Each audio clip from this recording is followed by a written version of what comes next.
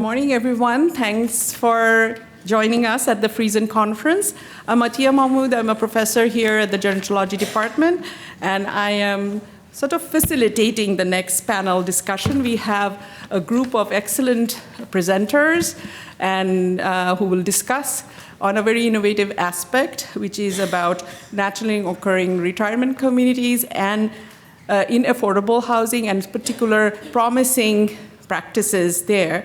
So the name of the panel is Integration of Social Programming in Naturally Occurring Retirement Communities and Affordable Seniors Housing, and the OASIS example. So we have here a group of people who are going to talk about the OASIS program from a research perspective, and also persons living and using the OASIS program.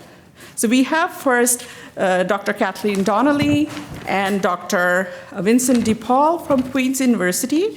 They are both leading the OASIS program, and in Queen's University, but they are in multiple sites across Canada, starting in Ontario, and we are very fortunate to have several OASIS programs ongoing here in Vancouver, and we have then the next group of presenters. The first presentation, the order of presentation is Dr. Donnelly and Dr. Vincent DePaul. We're going to talk about the OASIS program, how it started, and how it is integrated in the naturally occurring retirement communities, which is an abbreviation called NORCS. And then we have Sherry Crane, who is the Manager of Housing Services and Engagement at the Brightside Community Homes, and where she is looking at tenant engagement, community engagement, as well as relocation services. And Brightside is one of the sites of OASIS programming here in Vancouver. And we are also very fortunate to have with us a resident, or what we often call persons with lived expertise, Violetta La Framboise from Brightside Homes, who's actually OASIS program participant, who will come along with Sherry to talk about her experience in OASIS in Brightside. And then we have Claudine Malto from West End Seniors Network, and she's the executive director there. And West End Seniors Network is also another OASIS program participant, and we have with her Carl, who is a person using the OASIS program, and we'll talk about his lived expertise and with the OASIS program and what is working for them. And finally, we have online Dr. Catherine Biganese from New Brunswick. She's going to come, because all the examples we are talking about for naturally occurring retirement communities are so far are in urban centers. She's going to come and talk about what happens in naturally occurring retirement communities in the rural context. So she'll be joining online over Zoom, and then we'll have a short question-answer session. So with that, I'll ask all our speakers to come up here. We'll start with Dr. Donnelly and Dr. DePaul.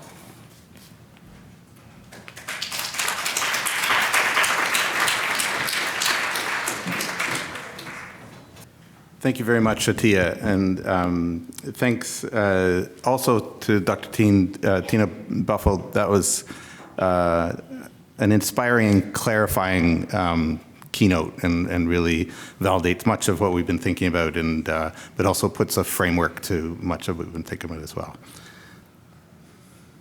So we just wanted to acknowledge that Catherine and I work with a large team of researchers, but also community partners, older adults from across the country, and these are some of our team members represented in this. We also have a number of funders that we also are grateful to. So as a starting point, the Government of Canada did a report, brought experts together to identify what are the key needs of older adults in order to age well in place. And there were four buckets that the results sort of could fall under. So community-based services, primary care, particularly primary care close to where they live, aging at home services, and There was a particular one around system navigation. We'll talk about how these link in part to what the OASIS program brings to communities, but there's certainly lots that we could elaborate on, but we'll be doing this at a fairly high level. Atia introduced this concept of NORCS. So NORC is a naturally occurring retirement community. I know that many of you have heard this term. But a NORC on its own is really just a geographic representation. It's a place. It could be a building, it could be a neighborhood, it could be a town or even a city that has a high proportion of older adults who live in it. A NORC program, this term arose from work in the States originally, a NORC SSP, is a supportive program that's intentionally embedded within these communities in order to support older adults to age well in place. It's an important conversation to have because NORCs themselves are we know that the population as a whole are aging, but it's aging unevenly. There are certain pockets, again, neighborhoods, communities, buildings that are where older adults are more represented. And this is a map that we've pulled. This is open data from Census Canada, where we looked at the smallest area in a geographic area in terms of the Census of Canada, called a DA, dissemination area, between 400 and 700 people. And in 2006, when we looked at the numbers of DAs in Ontario that had a population of older adults that was more than 40% greater than 65, or actually 55 in this data, it moved from 8.68% to 27% between 2006 and 2021. So we see this increase in the prevalence of these NORC environments. OASIS is a NORC program. So it's a neighborhood-based solution that supports integration of social care, but also health services as well. What is OASIS? Some of this may sound very familiar to some of the programming you do. OASIS is made up of we talk about three main pillars. So programming related to nutrition, promoting healthy nutrition and coming together around food. Programming, again, group programming that promotes physical activity and physical well-being, particularly mobility safety, and programs that bring people together in terms of building social connections. A key element of the OASIS program is that these programs are evident, but they're implemented in partnership with an on-site coordinator. So a part-time person who comes from outside the building and who partners with the older adults to identify what they want, what they need, and implement it. The fourth pillar that we've identified is that in addition to those three, there's a desire and a need for information, but also access to health and social well-being programs. So these are existing programs in the community that come, whether it's the police to talk about scams, a community health center to come and do programming, education programs. This is all pulled in, and the OASIS is a platform to build these programs on. The original OASIS started in Kingston in 2009, but officially was incorporated in 2011 by a group of older adults living in an apartment building. And we've partnered with them since 2018 to expand and scale this model in a variety of settings across a growing number of sites. Right now we're at I think 23 sites. This is a little behind in terms of this data, but including 4 sites in Vancouver. In addition to the implementation work we're doing, we're also doing evaluation and research related to this work. So we are just at the end of a longitudinal case study, or multiple case study research project that's funded by CAHR, and where we're following these 6 first expansion sites that we did back in 2021 over a 5-year period, and comparing it to the match sites, so communities that are of the same age and demographics but do not have an OASIS program. And we're doing that work together. We're also in this continuing expansion. Every site that comes on, we're doing an annual program evaluation where it's self-report measures of those key metrics in terms of those domains related to social isolation, physical activity, nutritional well-being, and also this connectedness to their community and to each other. And I'm going to hand it off to Catherine. Thanks, Vince. And I just want to echo how grateful we are to have been invited here today. We love coming to Vancouver and working with all of our Vancouver partners. So what we wanted to do, and just show you a little bit more deeper look into some of the programs, and I will say that we are giving you a very two-dimensional academic lens. It will come to life shortly by the rest of the panel who are living the OASIS program, but this is from us sitting in our little offices writing anyway.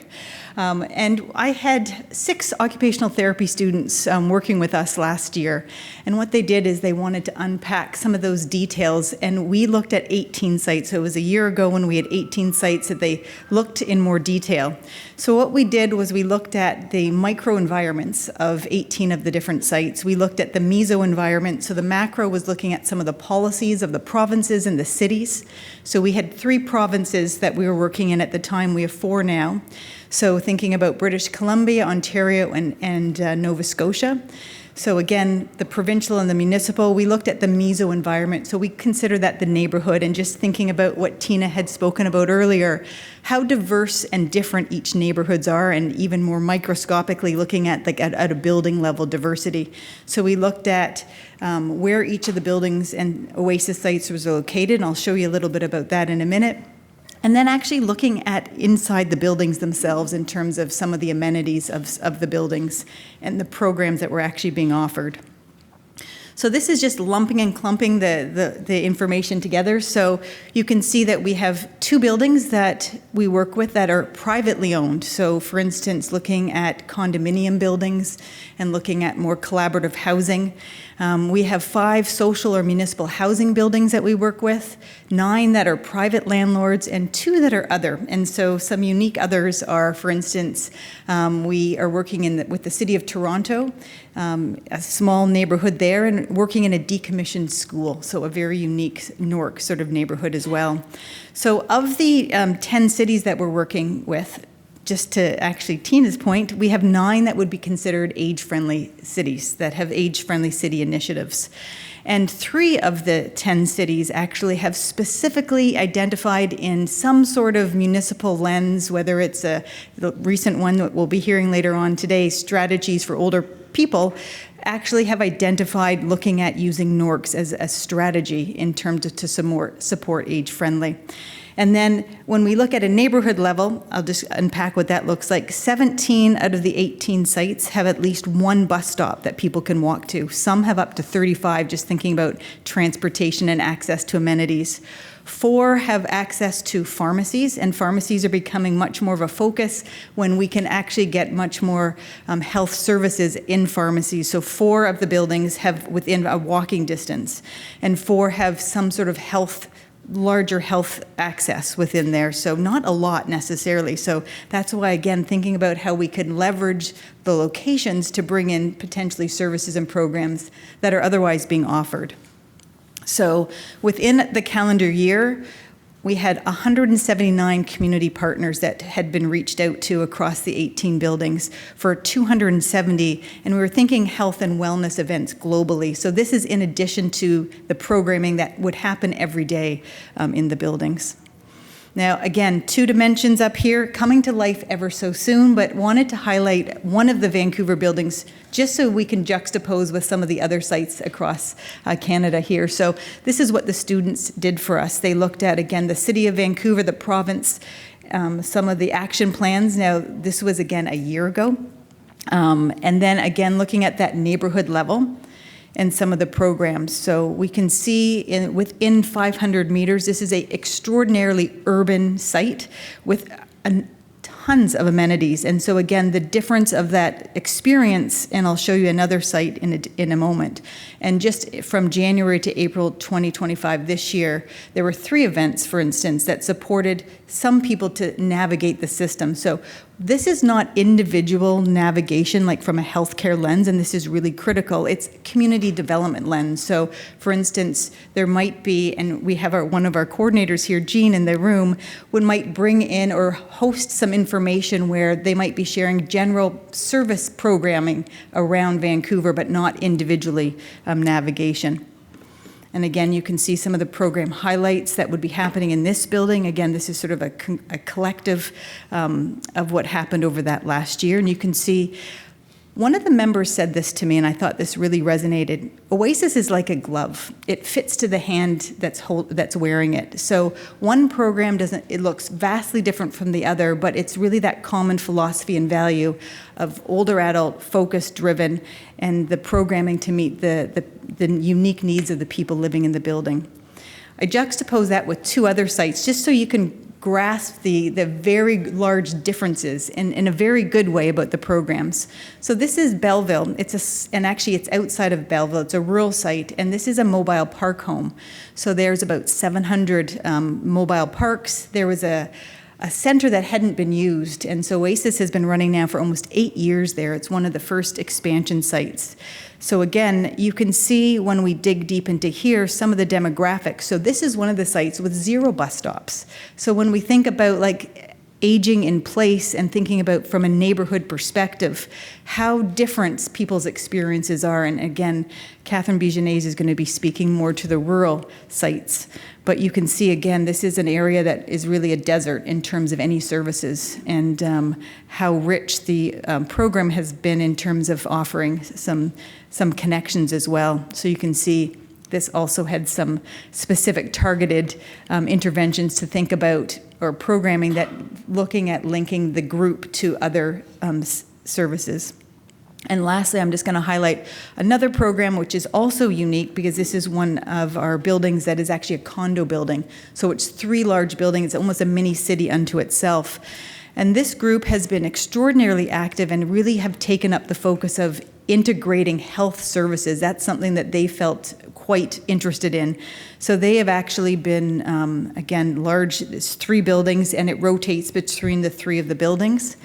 Again, you can see some of the diverse programs that have happened, and they have very much focused on how to integrate and navigate the system. So it very much reflects in terms of how many people they've supported in terms of navigation.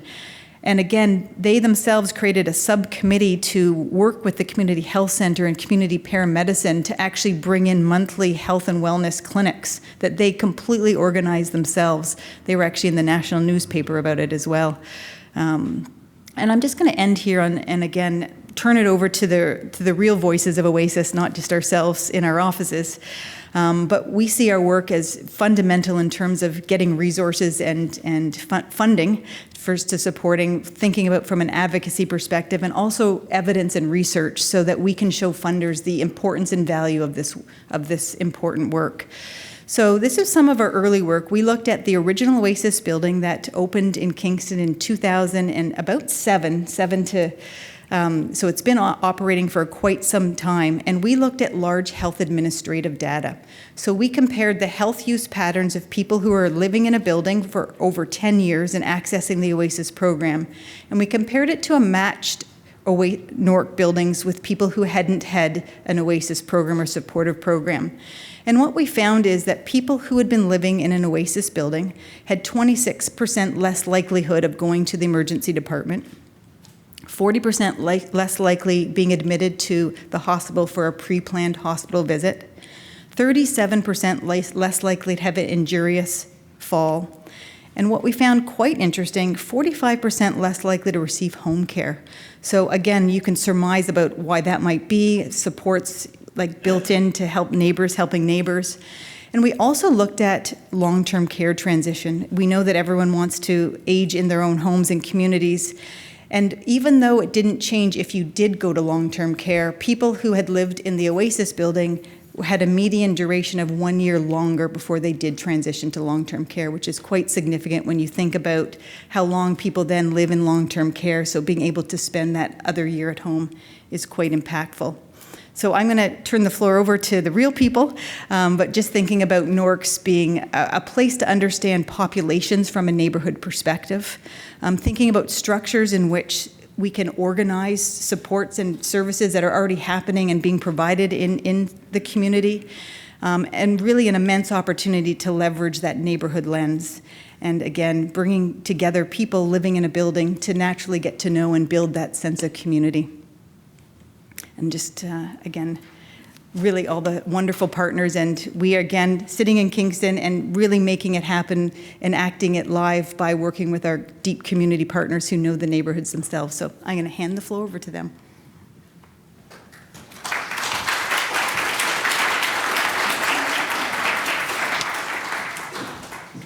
So thanks for having us. I'm Sherry Crane with Brightside Community Homes Foundation, and again, this is Violetta Laframbrose, who is a resident of our Colopy Park building.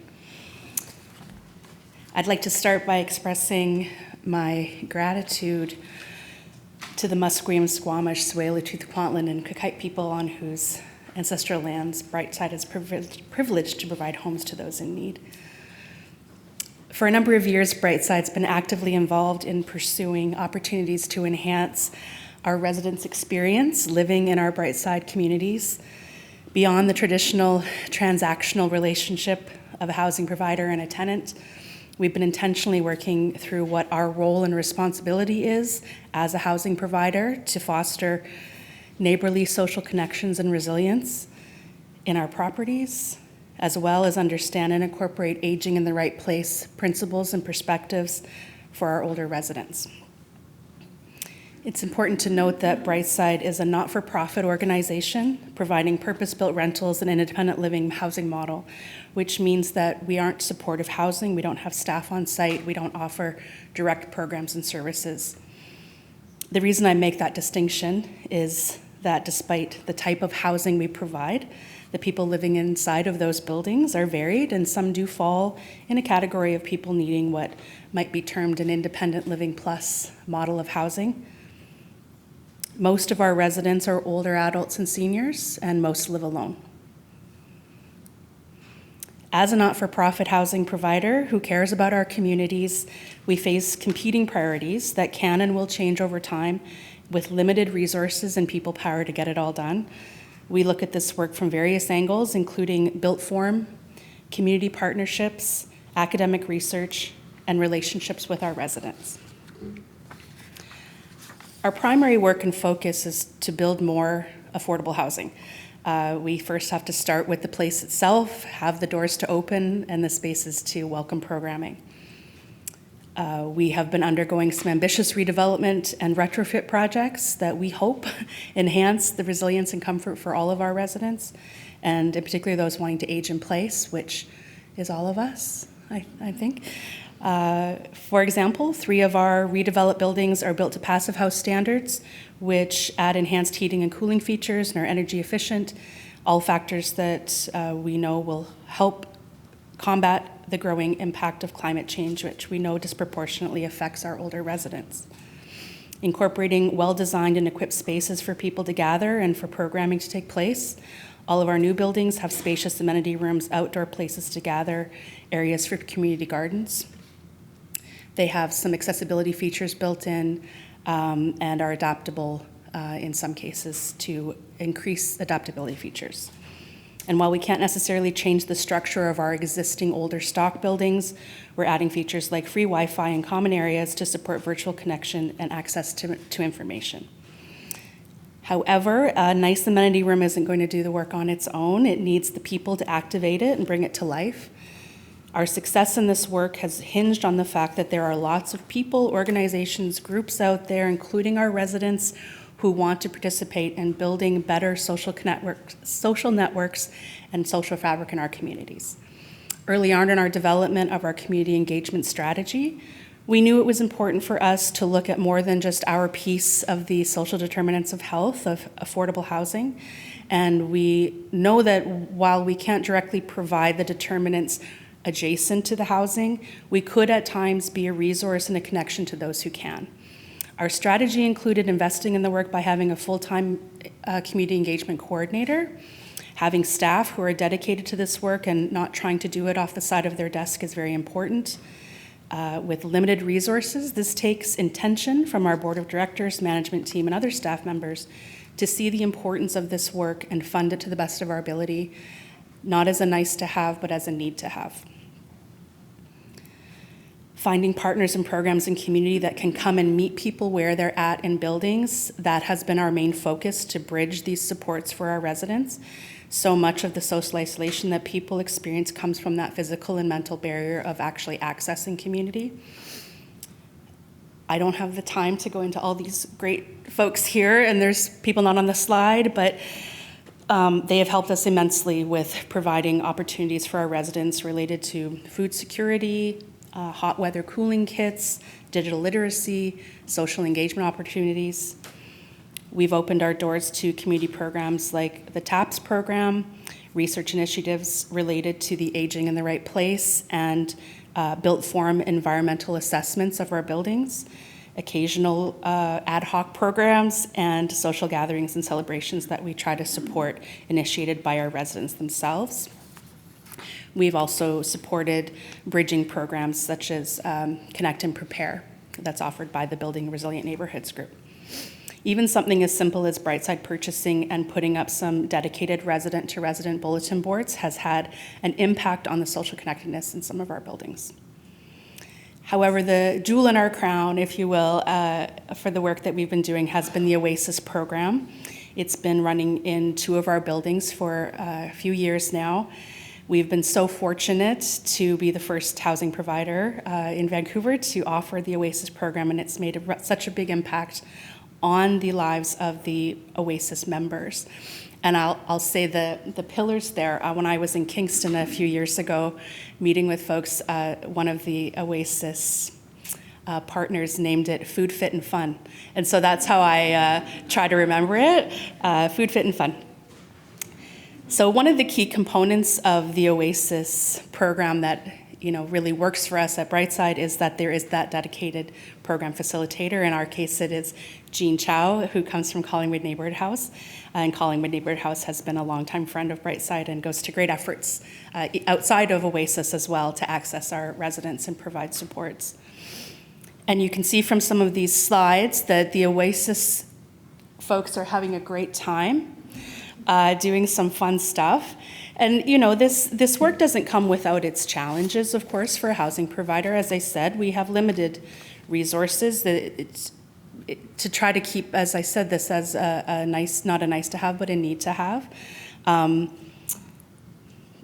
think the traditional landlord-tenant relationship is if we don't hear from each other, that's a good thing, right? If we don't hear from the tenant, it means that everything's fine, and if they don't hear from us, they've paid the rent and it's not going up anytime soon and their housing is stable. And so this idea that the housing provider is kind of getting involved more in the personal well-being of a person's life, it can sometimes, I think, be met with suspicion, even for Brightside, and maybe sometimes feel vulnerable in a way that we don't intend for them to do. I think the important part, though, again, is having those dedicated team members that are there to facilitate this work. I think that they're able, over time, to separate their potential, issues. We make mistakes as a housing provider. We have the same challenges as everybody else. So kind of being able to separate the challenges that might come from operations with the social engagement and community engagement and issues that we're trying to offer.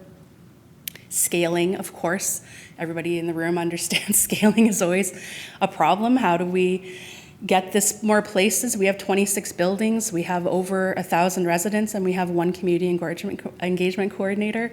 We have OASIS in 2 buildings. We would love it in all the buildings. It's not possible at this time. So I think those are the things that we all collectively are trying to work towards increasing and amplifying this for other housing providers so that, again, it becomes the norm and not the exception, that housing providers are trying to embed this into the work that we are doing. But when it is going well and when we can see the positives over the challenges, we know that social connections between our residents increases their overall well-being. We know that supported, resilient resident communities can result in more stable tenancies, less turnover, less tenant-to-tenant conflicts that potentially Brightside has to negotiate. We hope that doing our part to facilitate and open our doors to these important programs and services, our residents will gain increased trust in us as a housing provider and help them to feel more secure and comfortable in their Brightside homes. More people doing fun stuff. That's also how you can reach us or find out more. And I'm going to now give it to Violetta to let you all know about what her experience has been as a OASIS member.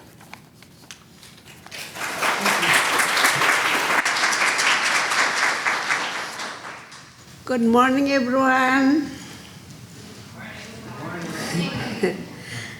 I'm very happy to speaking with you today on behalf of the OASIS program and our building, Brightside Community Homes Foundation. I honored to represent our group. I've been attending OASIS program since they started 3 years ago. I still remember how I'm impressed, and I was then with OASIS research team came to visit us and kick off the program in our building. OASIS has really benefited me personally and many others in our community. We meet regularly, twice a week. We have a lot of activities like socializing, exercising, playing rummy or bingo, paintings, crafts, cooking. We have potlucks and movie days. We also go outside by shuttle bus once a month. We have visited beautiful places like Rocky Mount Park and Loungers Cay, and explored the Museum of Sorry and gone shopping at the IKEA in Park Royal.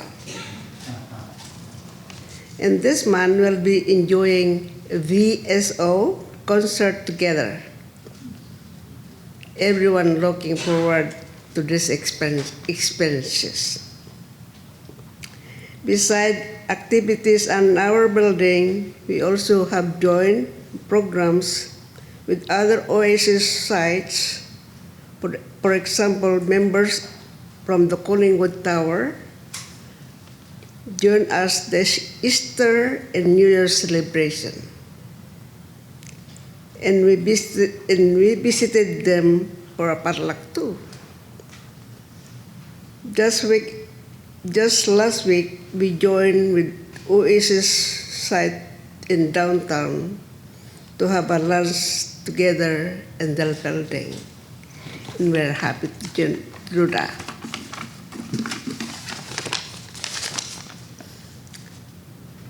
Thanks to OASIS, I'm getting closer to my neighbors. We're even started together organizing our own activities, like playing board games and mahjong together, almost every night. We love to see even more residents to join us. That's what this year started. That was this year. We started quarterly a birthday celebration as a part of our OASIS program to help welcoming new members in our building.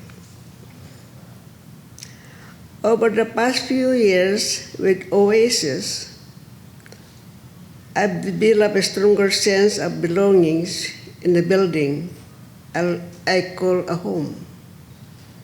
I love spending time with my neighbors and doing things together.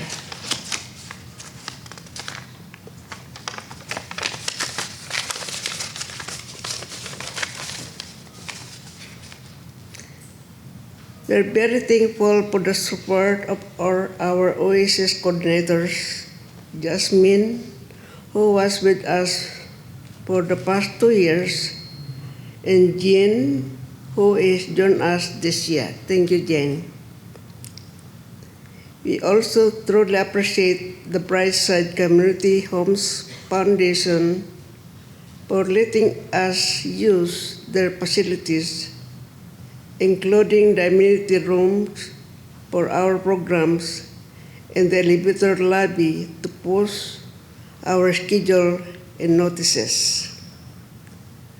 Without this support, our program wouldn't run smoothly.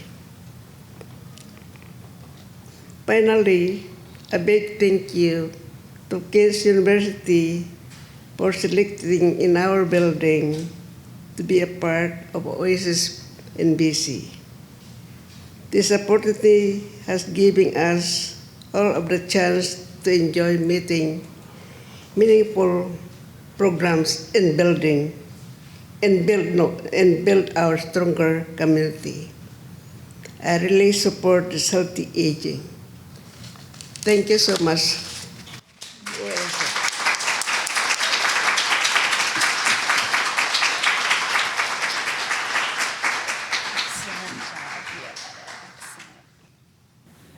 Good afternoon, everybody. I have a timer for myself, so I leave valuable time for Carl, who is a participant and resident at our Rodan Lodge location.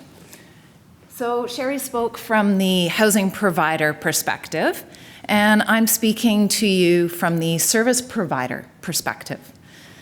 Catch my breath. So we're talking about implementation, successes, and challenges. Our locations have been open for 1 year in one location and 9 months in the other location, so pretty new sites.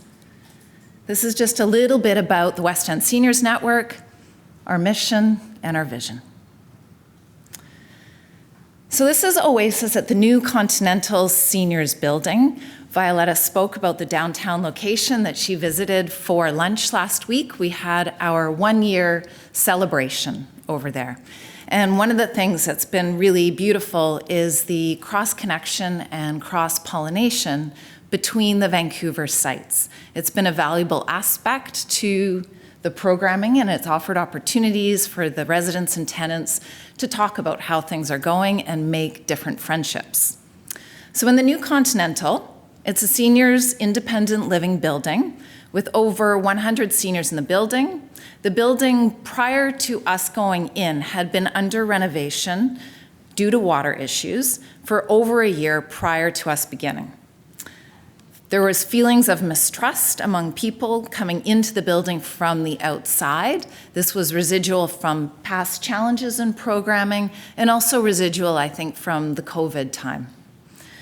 There's a very large variety of both mobility of individuals and interests, so different things that people would like to be able to do and feel strongly that they do not want to do. And they're not afraid to tell us either. Tenants felt a lot of ownership of the space, so this presented a challenge of an outsider coming into the building and making adjustments to the space that they felt was theirs. So this brings us to one of the challenges that we faced right from go, and it's the feelings of respect among the tenants. So we, after about 6 months, realized this is actually becoming a block to us moving anything forward in the building. So we hosted a conversation and a dialogue with the tenants to talk about what respect actually is. We all use this word quite freely, but what does it mean to each of us? How do we define it? And this is what came out of that conversation.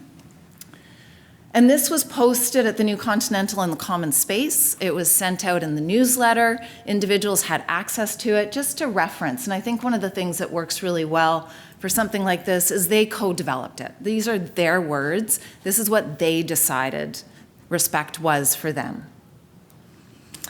And then we also talked about what was the environment that they wanted to be in. Great to use the word respect, but what does that look like? What does it sound like? So they went a little deeper, and you'll see respect highlighted up here as well. And gossip-free, happy, positive, but also recognizing that it can't be like that all the time. So we wanted a safe space for when it's not, that we can actually have a dialogue about what's not feeling right for each person. There's a few photos. So after we move through some of these things, here's some of the highlights of things that were happening over at the New Continental. The men's shed is starting to take form. We see one of the guys at the bottom. He was building the garden beds that you see in the top corner there. I was there last week, and the garden is in full bloom and looking amazing. We had a barbecue up there. So some really exciting, positive things happening. And there's not without its challenges. Again, the ownership piece comes up. People are sneaking into the garden and cutting plants, and these things happen, so we just work with it and plant them again, and it's okay. We'll figure it out. Site 2 came along, Rodan Lodge, and I have to admit, I hesitated saying yes to this one. Weston's located in the west end of Vancouver. Rodan Lodge is located in the downtown east side. It's complicated, and we are not the experts in this. But it was a question of, if not us, then who? So we try and see what happens. So Rodan Lodge, located heart of East Vancouver, one of the most complicated neighborhoods. It was designed to be home to those 55 and older, or those under 55 with a disability. Due to difficulties with filling the building, they actually dropped the age to 45. There's 213 units in the building. There's a community center underneath. There's an incredible common space with a kitchen, community gardens, and a barbecue. So all the right elements.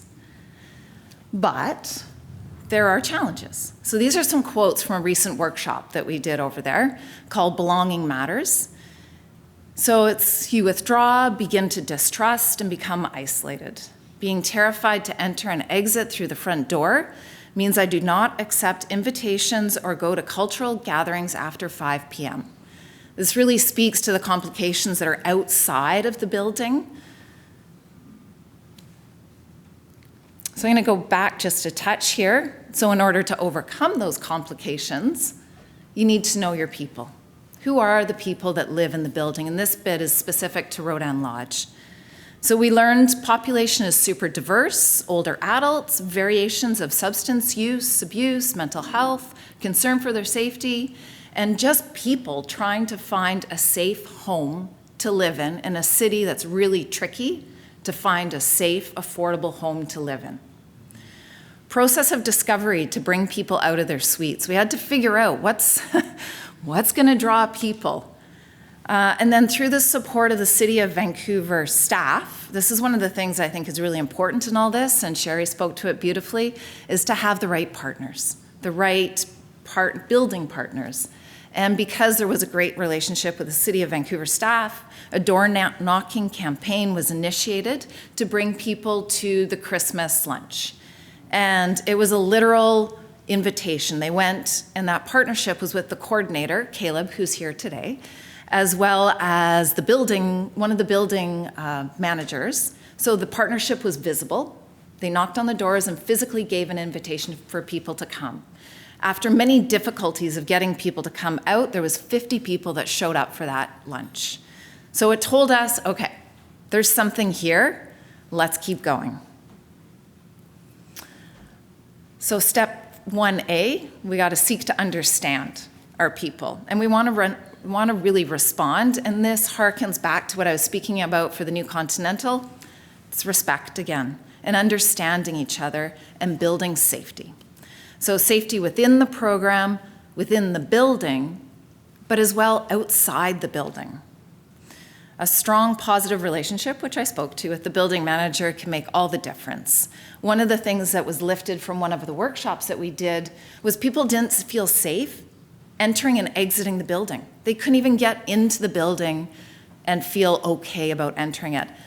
The City of Vancouver staff heard this. It was on a poster, and they put security at the front door for 6 weeks. And what happened is it cleared the front entrance so that people actually felt safe going in and out of the building. That moment was really important, but what was also important is that the tenants felt heard. They put a request in, and there was action. So it built the trust.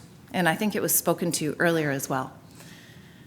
So being in this building now is safe for me right now because I'm getting to know the people around me better. I now walk outside with confidence because the security downstairs. Home is a place away from the rushing, judgmental outdoor culture. So speaking to the safety that's actually happening and starting to happen inside the building. My kind of home, sweet home, is acceptance. So some great comments there. Checking my time. Challenges, trust, we talked about that, and I think it came up as well in our opening talk, was about the trust that was needed. People were concerned that the program would just go away, and we've all experienced this in the community sector. 1 year. You got funding for a year, so can't say how grateful we are for that extended period of funding to build those trusting relationships. And a lack of trust of the building manager, the owners, not feeling heard, safety concerns, and then expectations of what OASIS can and cannot do. And what we learned early was to be really clear. This is what we can do. This is the responsibility of the building manager, and really stick to those. Solutions, invite, invite, invite. The cross-pollination, building friendships between buildings, door knocking, and engage the talents and interests of your tenants. So just a few photos of some of the events we went to. And this was a bowling event with the New Continental folks and the Rodan Lodge folks. And on that note, I'm going to pass it over to Carl just to speak a bit about your experiences and anything you'd like to say.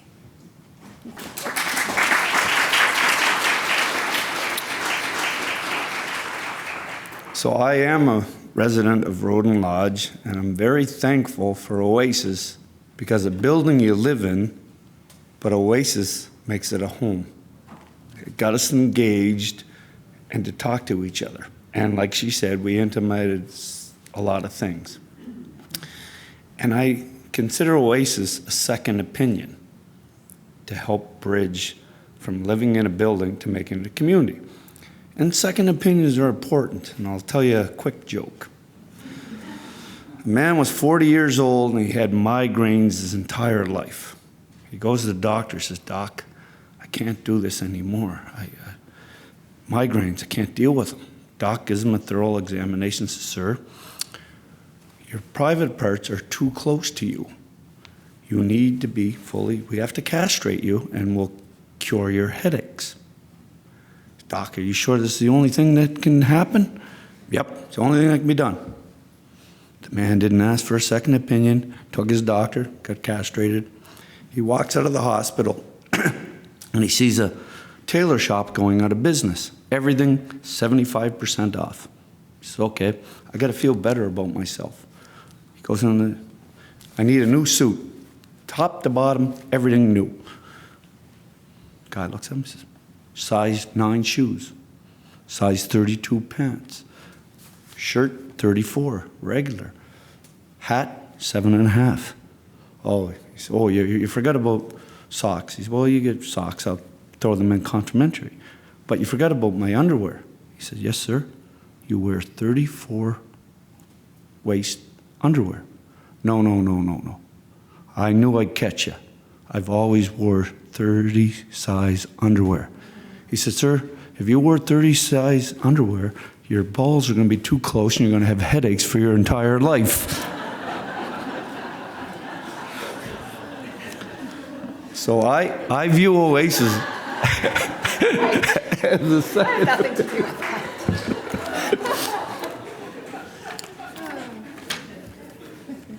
but one of the reasons they asked me to talk, I've been a long-term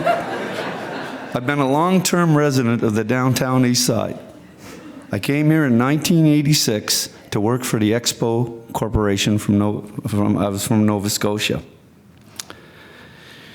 And unfortunately, that started a big problem in the downtown east side. When Expo 86 was over, they sold all the land to one developer, Li Ka-shing. The biggest North American land sale in the history of North America went to one guy. He bought $500 million to buy all the lands that Expo was on. Then the government of BC said, oh, we're going to change the laws. Not the buyer's responsible for toxic waste on the site, the seller is. The cleanup of the land that he bought cost almost $400 million. Thus created a problem that the city of Vancouver started, oh, the downtown east side, it's terrible. The media portrays it as the worst place in North America. Have you ever heard anything good said about the downtown east side? It's always about drugs, homelessness, crime. It's not that way. This used to be the center of this great city. It was a thriving, hard-working community. And when I got here in '86, it was still that way. But the media constantly keeps portraying it as a bad place. They don't say much good. I've lived here for 40 years. And one of the things about the downtown east side, like no other place in the city, somebody passes away. They have no money. They can't have a celebration of life. I personally have cooked over 40, maybe 40,000 quarts of chili for people in the downtown east side. When somebody dies, somebody has a hardship, the community of the downtown east side rallies around and helps everybody. It's the only place like it in the city. No, complete strangers that have nothing. I cook a big meal, and all of a sudden I get a $5 bill. I get a $10 bill. Do it again. Do it again. Keep doing it. And that's the kind of thing that builds a sense of community and helps people. And that's what OASIS does. I'm in Roden Lodge. It's a city building. There's restrictions to what the city's allowed to do and allowed to do. But with OASIS, we get to meet our neighbors. We have game nights. We have things. We go bowling. We do things. And it's made the building a place to live, not just to be there renting. And I thank OASIS, and I thank you guys very much.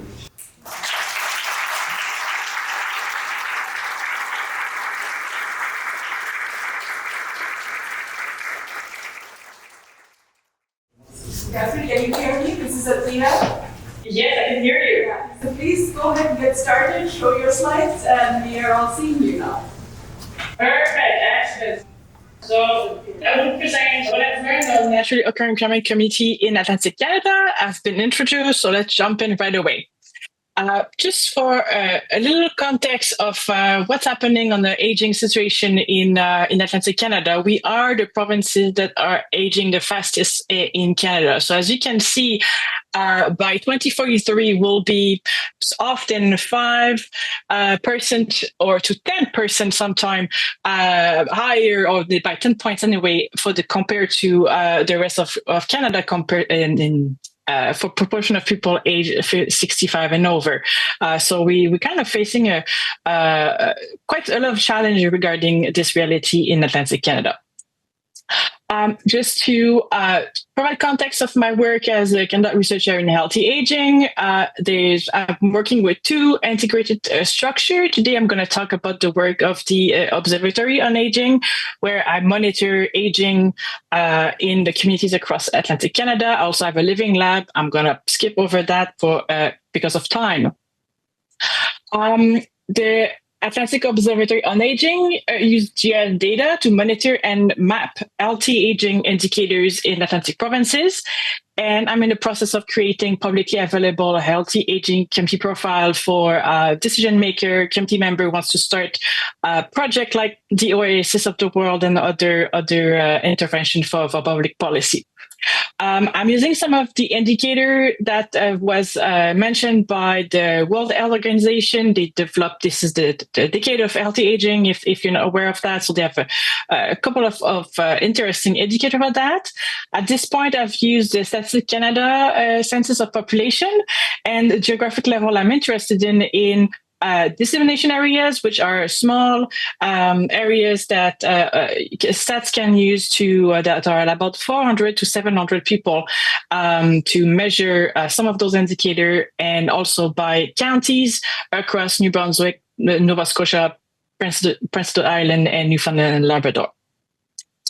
Why GIS data in gerontology is interesting. When I was doing my PhD here in Vancouver, there's a bunch of things I realized that there was no contextual data for my health data or even the social demographic aspect of aging.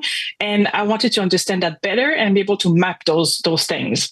So it's already commonly used in urban planning and public policy to plan for public services or to track disease. The COVID-19 was a very good example of how GIS data was super interesting that way and important to address that crisis. But it will also allow us to understand older adults' health and support needs in relationship to their geographical context. It's unfortunately, for now anyway, largely unexplored in gerontology and public policy, despite the fact we have an aging population. As most of you are aware, the local context is central to the experience of place in later life and a major contribution to healthy aging and aging in place. So if you age in a walkable, service-rich neighborhood, it's a completely different experience of aging than if you age in a rural areas with no grocery store, an hour away from the closest hospital, for instance. If you have a heart disease, the ambulance take 2 hours to come to your place, you're likely in trouble. Naturally occurring retirement communities can be used to develop effective policy interventions for home care and community-based support services, as you've seen in the previous presentation, I have no doubt.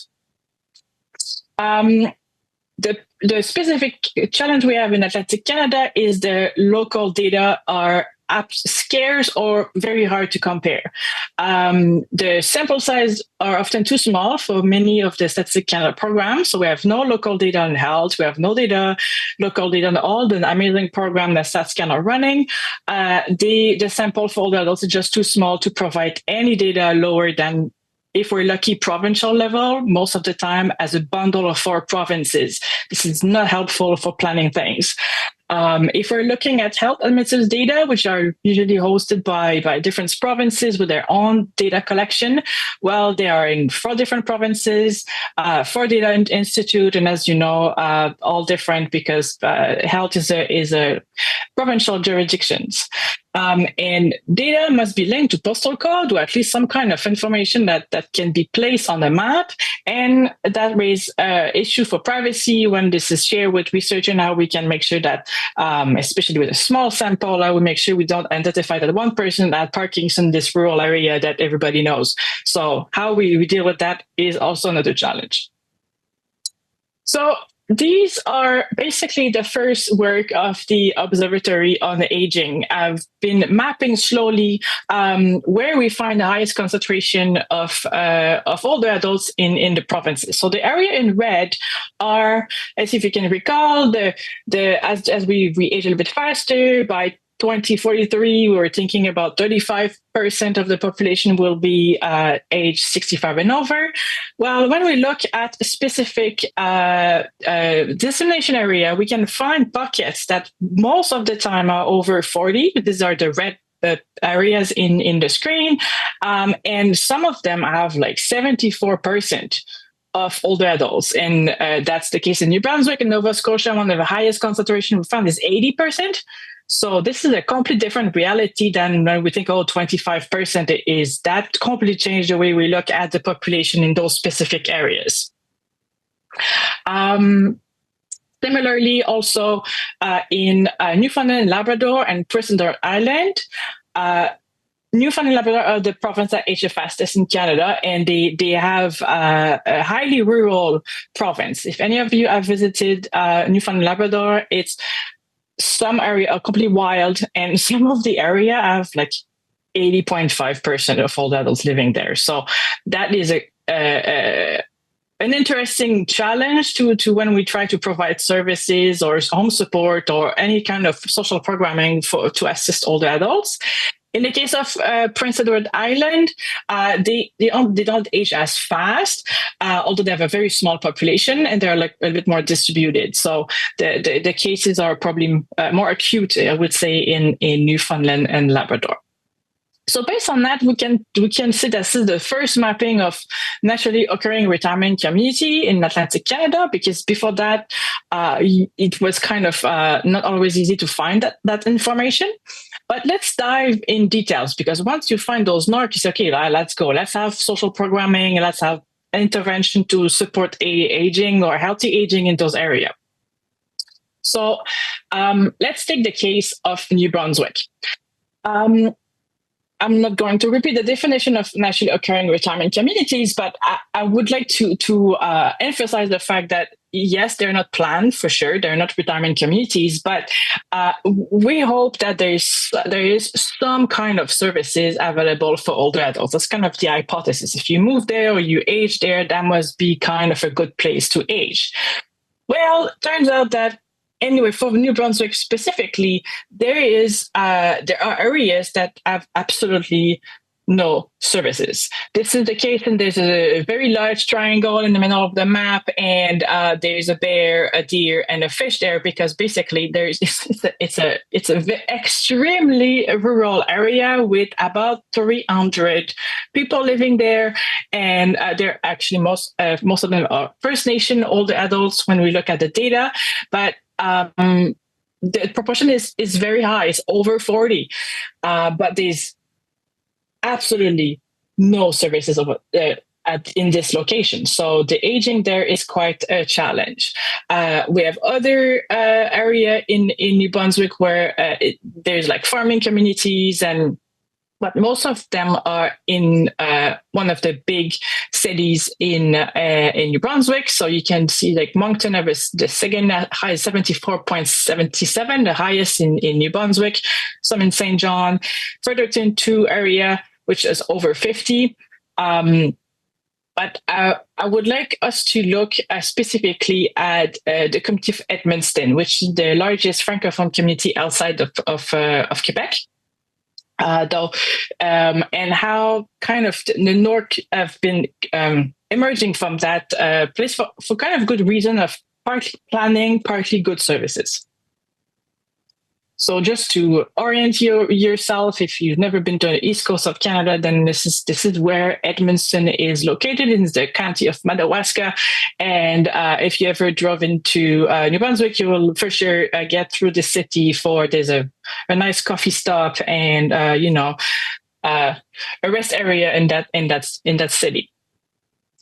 But and I want to provide context for what is a reality in Atlantic Canada. So yes, it's 70.26% in this specific destination area, but we're talking about 685 older adults in these specific areas. So you can find 685 older adults in downtown Toronto, in two building in Vancouver, same thing. But here we're talking about the total population of older adults in this area. So the numbers are completely different. And if we try to have, other details about the social demographics or even health, then that becomes a challenge to prevent privacy or to ensure privacy, I should say. Keep that in mind. So this is that DA, and specifically I was talking about. Then that's why people are there? Well, partly is because there's a regional hospital, there's a pharmacy, there's a medical clinic, there's one university, and there's one college. So there's a lot of the nurses and the medical staff that's trained there. One of the university campus, only Francophone campus university there. And there's 2 assisted living and 2 nursing homes. So that may mainly explain the very high concentration of older adults. And a lot of development in the last few years. If you look at the top of the map, basically you have some of those buildings that are like really recent, and they have been built in a part of the city that was never like developed. It's basically trees, and that's why I've put like all the bunch of trees and animals in the corner there, because you have more trees and probably more deer or moose in that area than human beings. But this is wild, and this is kind of newish, but that would consist of the type of NORCS we have in New Brunswick. And from a statistic point of view, that we can this is the older adults there have the low income is not too bad. I've seen area in Atlantic Canada we're talking about like 70% of older adults are low income. In this area, it's 13.6. Most of that would be explained by the fact that there are retired university and health professional from the hospital, but also that the type of service this provide there are or housing or nice housing, I would say, compared to other places in the province. 50% live alone. 100% are French. So don't send we are in the bilingual provinces here in New Brunswick, so do not send an English nurse. Like, this is not going to work. 100% of the people here speak French as their first language. 0% immigrant. So I know this is going to be a shock for you in Vancouver and in big city, but there's still areas in Canada where it's completely white, extremely white, and Christian. So this is a pocket of population, and if you go and provide services, you need to be aware of the type of background that you're looking at. So what are the implications for policies? Like, if we want to implement just large-scale programming for aging in place, then yes, it's really efficient for planning and services delivery. Instead of having 3 home care workers, 6, 7, 10, or 1 per each older adults in that area that need services, why are we not bundling buildings together? But nobody thinks about that because this information is not available when they do service planning. They don't have access to that type of information. In terms of public infrastructure, that would be very good to have like a basic public transportation that is like, senior friendly, pedestrian infrastructure also that is adapted for this population. And especially in the time of climate change, for emergency preparedness, because if you think you have all those people living there, they might have like mobility issues, they might dementia and whatnot. Like, what do you do in the case of wildfires and ice storm and hurricanes, which we have quite regularly on the East Coast here? Heat domes is another reality. We need to have enough human resources and specialized equipment and everything you need to do those evacuation properly and safely for everybody there. Ongoing work for the next, if you're interested by the work I'm doing in the next 6 months, hopefully there will be a public dashboard. We're coding it right now that people will be able to visit and have maps and specific geographic location, and then all the data that we're collecting right now, and having LT aging profile that people can consult to do policy planning.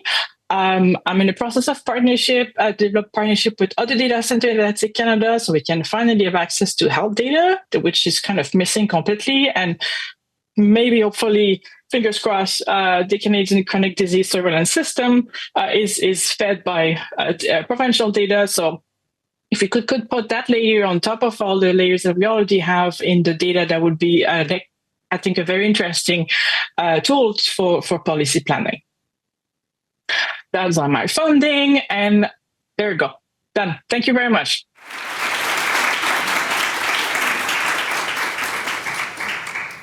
Thank you, Catherine. Let's take a few questions. The OASIS project is really very interesting to hear about.